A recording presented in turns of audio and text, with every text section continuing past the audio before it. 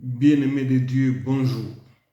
Nous continuons donc aujourd'hui avec les deuxièmes axiomes de la foi triomphante et nous disons la foi n'est pas synonyme de voir ce que l'on demande.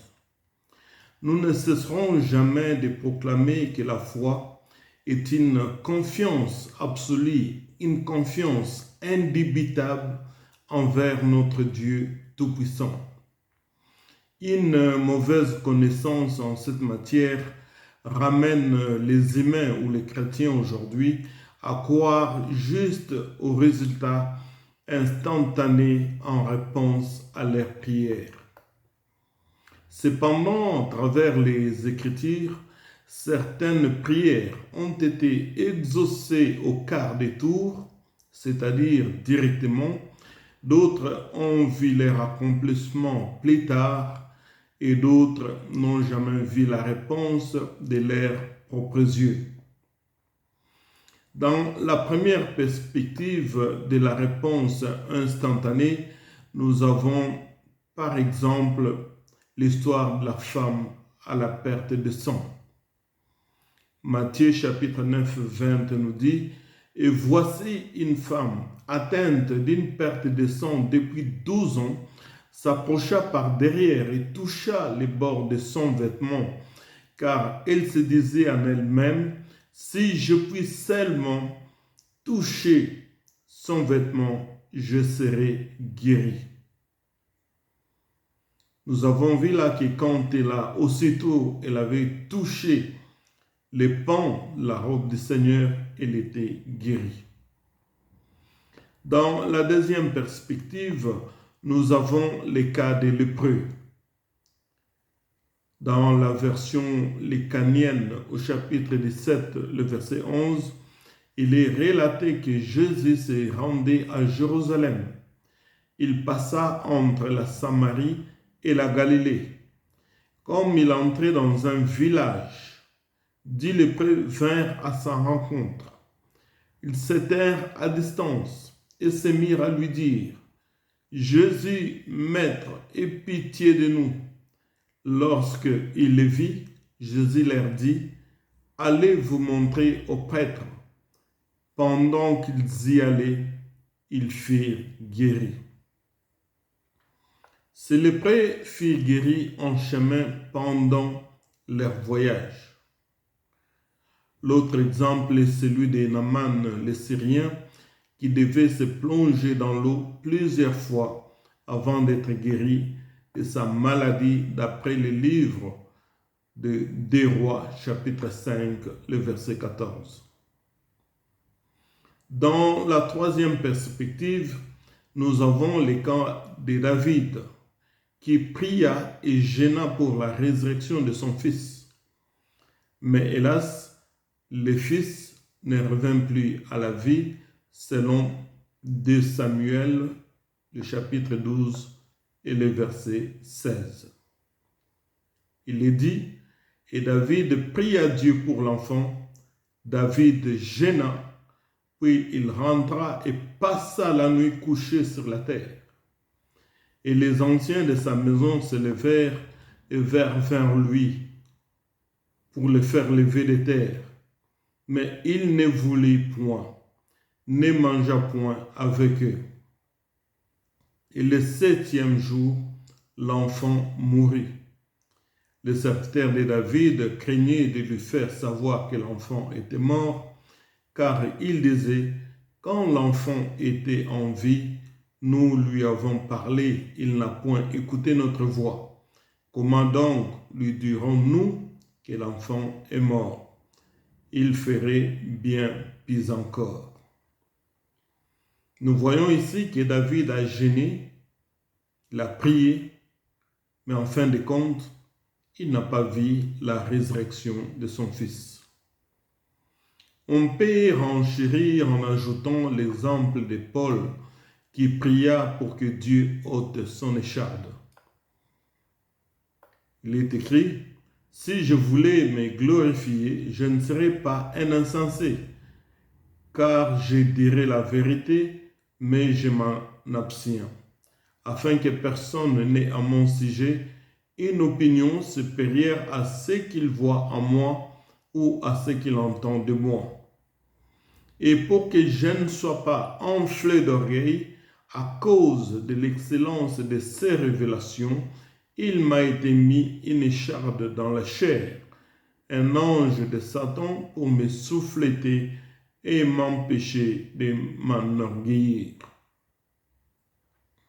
C'est le bien-aimé Paul qui parle.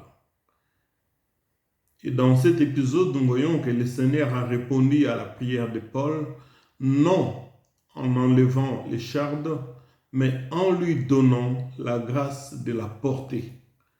Et par l'assurance que la notion de la faiblesse de Paul causée par cette écharde les rendrait capables de mieux recevoir la force divine. Il y a une quatrième perspective. Le Seigneur peut tout simplement garder le silence à nos prières, comme dans l'épisode de ce qui s'est lamenté dans le chemin d'Emmaüs. Dans la version lucanienne, chapitre 24, 18, Jésus leur dit, « De quoi discutez-vous en marchant ?» Alors ils s'arrêtèrent tout tristes. L'un des deux nommé Cléophas lui répondit, « Tu es bien le seul étranger résidant à Jérusalem qui ignore les événements de ces jours-ci. » Il leur dit, « Quels événements ?» Ils lui répondirent, « Ce qui est arrivé à Jésus de Nazareth, cet homme qui était un prophète puissant par ses actes et ses paroles devant Dieu et devant tout le peuple. Comment les grands prêtres, nos chefs l'ont livré, ils l'ont fait condamner à mort, ils l'ont crucifié. Nous espérions que c'était lui qui allait délivrer Israël.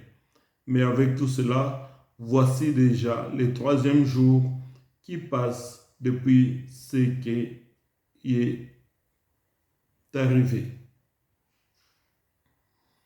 À lire ce texte, nous comprenons que le Seigneur était bien au milieu de ses disciples d'Emmaüs. Mais il garda le silence et ne va que se révéler à eux plus tard. Plus tard. Bien-aimé de Dieu, en considérant donc la souffrance de Job, l'homme cherche souvent à discuter avec son Créateur. Mais vous savez, Dieu a dit à Job, « Qui est celui qui obscurcit mes desseins par des discours sans intelligence ?» Job s'interrogea comme un vaillant homme. « Je t'interrogerai et tu m'instruiras. » Serviteurs et servants de Dieu, écoutez, c'est très important. Que tu souffres ou que tu ne souffres pas, Dieu est juste. Quand tu souffres, Dieu est juste. Quand tu ne souffres pas, Dieu est juste. Il reste juste. Avoir la foi, cette conviction en Dieu, signifie aussi laisser libre arbitre à Dieu, comme le déclare le prophète Michée au chapitre 4, le verset 3. Gardons notre foi donc inébranlable, une confiance en Dieu qui ne se soumet pas aux circonstances de la vie. Nous devons protéger cette confiance en Dieu avec Dieu pour que l'ennemi ne la nous vole pas. Dans le livre des Hébreux au chapitre 11, le verset 6,